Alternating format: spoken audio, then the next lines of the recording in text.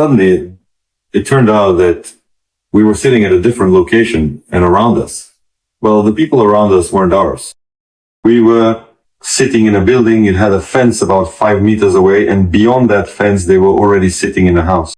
If they had noticed us taking out that building, even with a machine gun, wouldn't have been difficult at all.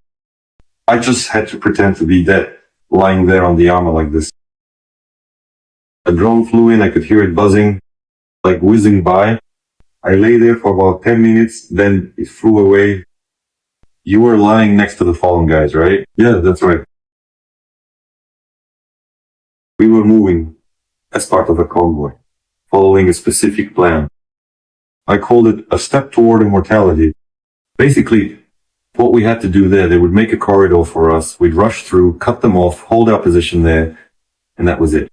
The encirclement was just wonderful. It was a brilliant plan. But, like all good plans, it didn't survive contact with reality. Our convoy was finished probably before we even made it halfway through the route. Some people made it further and ran into an enemy tank. We turned off a bit earlier too, and drove about 250 meters into enemy territory. Well, we got hit there, of course. And so that's basically how our story ended up. We spent 5 days sitting right under their noses. We were sitting in a building with a fence about 5 meters away, and on the other side of the fence, they were already in the house.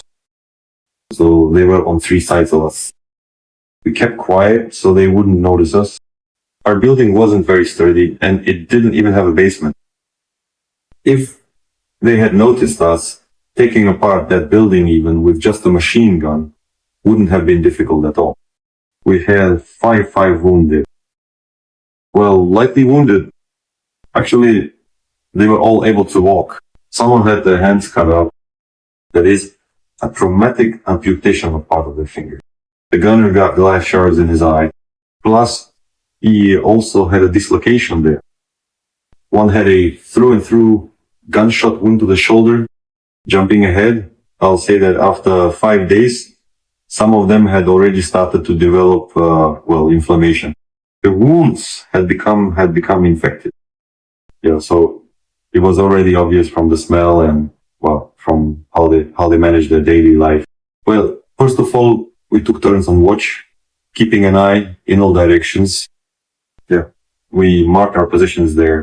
We placed the wounded in the bathroom, a small bathroom, well, a restroom, let's say. A small bathtub, probably about 2 by 2 meters, maybe even 2 by 1.5. There were 4 of them sitting in there. It was good that it could be locked. That was the main thing.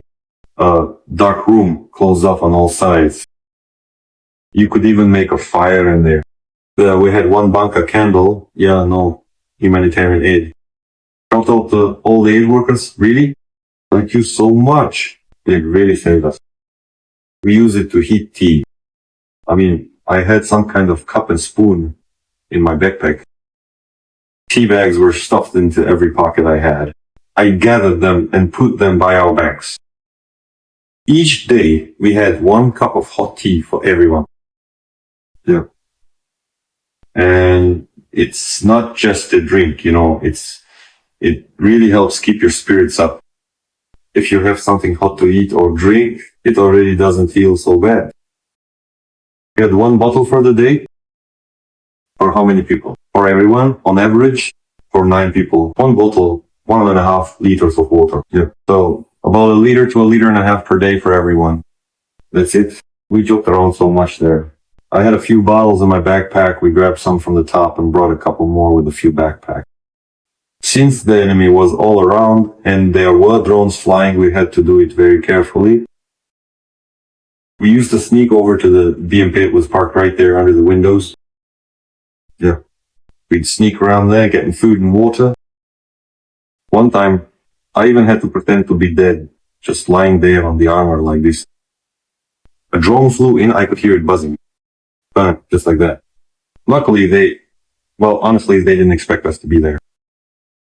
If they'd been more attentive, they would have noticed that something had just appeared on the armor. But I got lucky.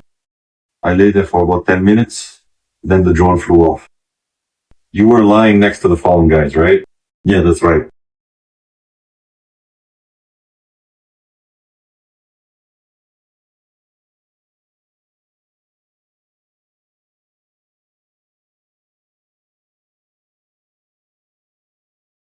Of course, it weighed on people, the fact that we were stuck there, surrounded by the enemy.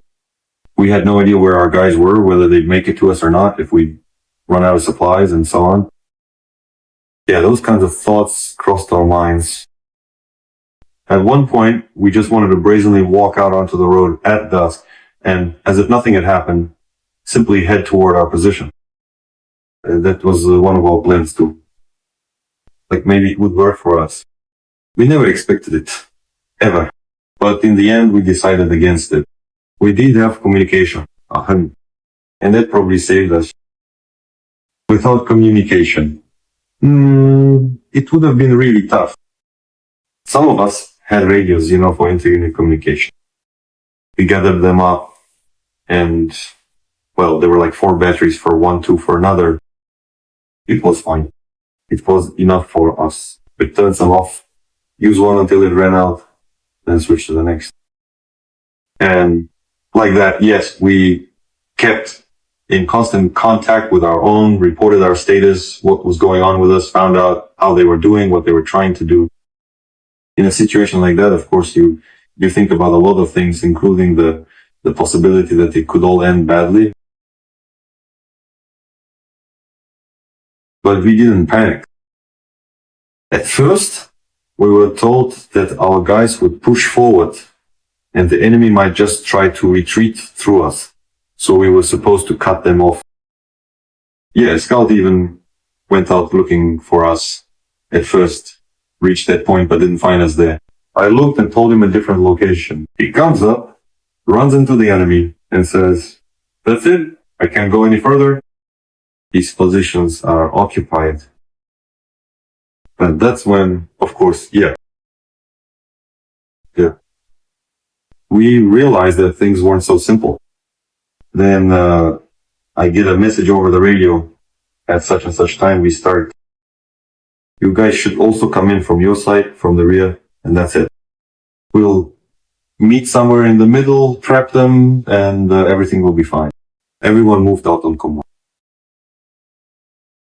But then, in the process, well, we had already advanced to the enemy's strong point, and our guys were attacking from the other side. And at some point, I turn around, and there are 2 others with me, and no one else. The rest fell behind, got delayed, lost track of us, and decided to turn back. That's how it was. Well, I thought, alright, to get them out, we need to storm these strongpoint buildings. There was this long 2-story building. Alright, we'll go in now. Storm it. It'll all be ours, we'll be closer to our guys, we'll get there and pull them out. That's it. We ran up to that house and stormed it. There were only 2 of us left. One of us was cut down by a burst of gunfire. On the way to that 2-story building, we ran into another one of our guys, a group. One had broken away and somehow made it into this wing. That's how it was. We went with him to storm the place, chased one guy up to the 2nd floor. So we cleared that wing of the building, let's say the entrance, but that guy ran up to the 2nd floor and was firing down at us from above. We kept him pinned. And in the end, it's getting dark. It was evening, already getting dim. So I hear from the other wing of the building, there's no shooting there. That means our guys had already left from there. I lean out the window, watching by the flashes of gunfire. Our guys had already pulled back and were just spraying the 2nd floor with fire. And the guy we ran into, he started talking to the one who was upstairs. In the end, from the other side, some other guy comes out at us from the darkness. At first, he shot at us, then started throwing grenades at us. So we went through all the branches, and then my rifle jammed too. That's it. I thought, I'm unarmed now. We rushed basically through a crater and found some kind of garage. Luckily, he didn't follow us, probably because it was already towards our positions. That's it. So we ran into the garage and there was an inspection pit. At first, we sat in the garage for a bit and we could see that two-story building through it. The wall was full of holes. So basically, we had to go down the inspection pit. You never know. Maybe they have thermal images. They could spot us through those holes. And that's it. Besides, the garage is even more exposed than the building we were in before. So we went down into the inspection pit, spent the night there, and by then, all communication was gone in me. Last radio had already died back in the house. But I had another battery, a bigger one, but for some reason I couldn't reach anyone with it. So I thought, I have a battery, I have the radio, I just need to figure out how to connect them. But that battery was big. It wouldn't fit. I thought the contacts seemed to be, well, at the same distance apart. I just took the battery, cut off everything, pulled out the contacts, and attached it. It worked. I wrapped it up with tape like this, and it lasted me for, well, about half a day, you could say. I got in touch with my guys, told them we were in some garage. It was already dark, and we couldn't get to them because, well, you never know. A thermal imager might spot us, and they just shoot us on the open ground. So that's it. They acknowledged that there were two of us, and everyone else stayed put. In the end, those buildings, the ones we stormed, they decided to just go around them and pin them down with fire. And then, house by house, to pull our guys out. And the idea was to create a ring, a half ring around the enemy. No sooner said than done. The next day they set out. I could already tell by the gunfire that they were moving, shifting positions. In other words, they were being pinned down by fire. And we were still sitting in the garage. Well, it got light, and I looked, there were about 15 meters to that two-story building, about 50 meters to our guys. Yeah. And they were caught in a crossfire. Those guys were shooting from the second floor, and our guys were firing at the second floor. We were sitting right between them. Yeah. The whole roof of that shed, the garage, was full of holes, and there was a tree nearby with branches falling off it. So, I mean, well, the radio died. Again, completely this time. I decided I needed to somehow make myself known so I could get past to our guys. So I climb out, move somewhere to the left, squeeze in between the tree and the garage so that our guys wouldn't shoot me either. And so the ones behind wouldn't shoot at me too. I start waving at them, shouting. They can't hear anything. They're just firing away with everything they've got. Yep. I kept waving and almost got hit by a bullet. It hit the tree somewhere nearby, and something cut my eyebrow. Must have been a piece of bark that flew off. Alright, I thought, this is pointless. I went back, and then 2 more kamikaze drones showed up. I'm sitting there, and they're circling and circling overhead. Above me and above those houses were our guys. Yeah, I thought, I just hope they don't spot me, because if I try to crawl back, they'll definitely catch me. Alright, I sat down under a tree. They kept circling and circling, then one of them went under the roof. One of them went off, the other didn't. Later, our guys found them. Yep, that's it. I went back. I'm thinking, what should I do? Alright, I waved to them. There's also a 2-story house standing here. And here's our house. That's it. I take a red ribbon and thread it through the muzzle of my rifle. And I just started waving it at them like this. They saw it. They even recognized me. Damn, they're shouting, "Hey, it's Rocker, wow." But to run over to them, you also have to cross open ground. You need to get to the fence first. And the area between the garage and the fence is under fire. They found some kind of captured smoke grenade in that house. So they lit it and threw it.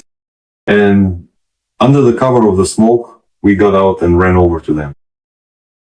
Well, naturally, everyone was overjoyed. Of course, we saw our guys there. That was it. And our guys kept moving forward following that group. That's all.